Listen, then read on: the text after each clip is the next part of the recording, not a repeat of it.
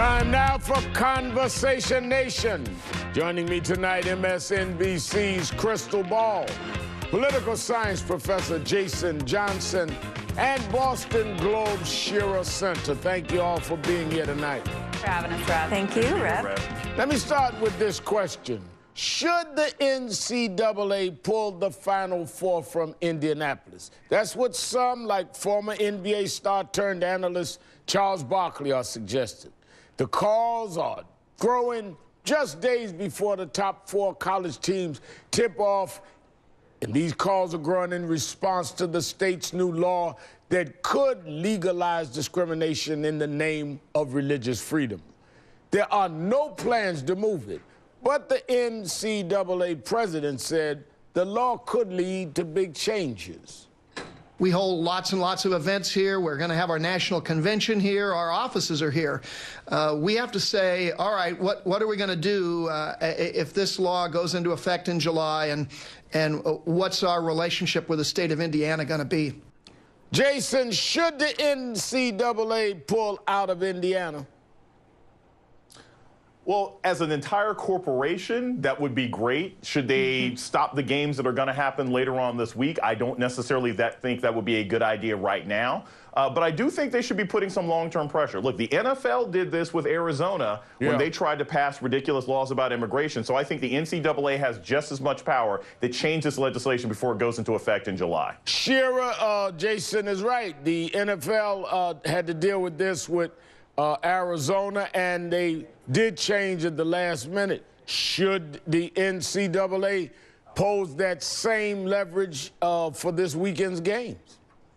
It's just a little too soon, I think, to move the entire tournament out of Indiana. What we do know is Republican leaders in the state house are already going back and looking at this law. They know it wasn't clear. They know it's become a huge PR fiasco for them. And they know it's going to be, most of all, bad for business in Indiana, because it's not just the NCAA. It's also Angie's List has halted a huge expansion in the state. I mean, it's definitely a problem for the Republican Party as a whole when you look at these kinds of laws.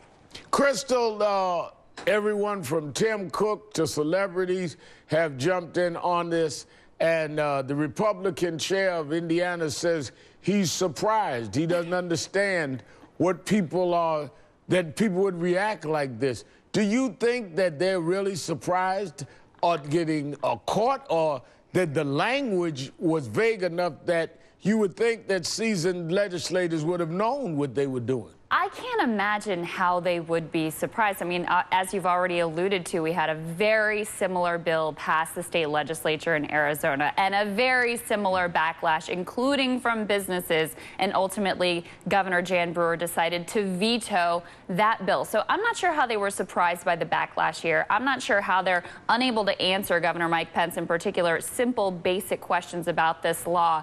And the fact that businesses have been so outspoken already is so powerful in this case, because let's keep in mind, Republicans frequently like to be on the side of business. They don't want to do something that is bad for business in their state. So I think those voices have been so powerful and so important in this debate. But Jason, is the combination of sports and business enough pressure to put on Pence and the state legislature to deal with this?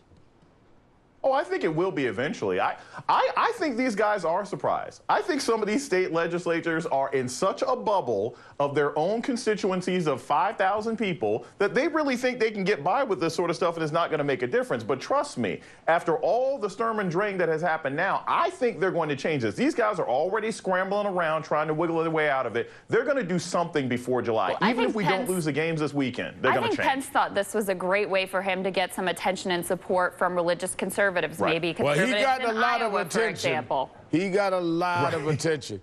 All right, let me move on. Shira, who poses an imminent threat to the United States? Reuters asked Republicans in a new poll. 23% said Syrian President Bashar al-Assad. 25% said Russian President Vladimir Putin. But who do you think got 34% of Republicans to say that they are the serious threat to the country? President Barack Obama. A third of Republicans. Shira, this is pretty eye-opening. I mean, what's your reaction?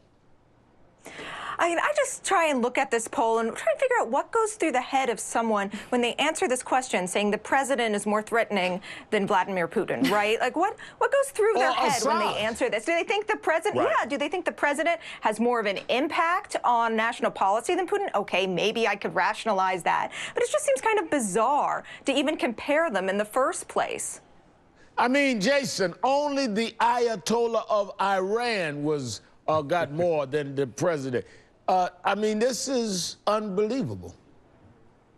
I'm not shocked, and I honestly think, I think there has always been a certain segment of the population, some of them Republicans, some of them just conservatives, who've always thought that President Obama was some terrible Muslim terrorist. I think that's why he's going to Kenya this summer. He's just trolling people now. He doesn't care. He won both of his elections. So I really think this does not shock me that that attitude is still there. I'm shocked as many people still think the Democratic Party, regardless of Obama, is more of a threat than Vladimir Putin. That concerns me about American democracy. But Krystal, I mean, when you think about the fact that this is the base of the Republican Party, this is who the legislators in Indiana are playing to. This is who the presidential primary candidates are playing to. And this is how they feel. It really, I mean, more than angry or surprised, it just makes me sad.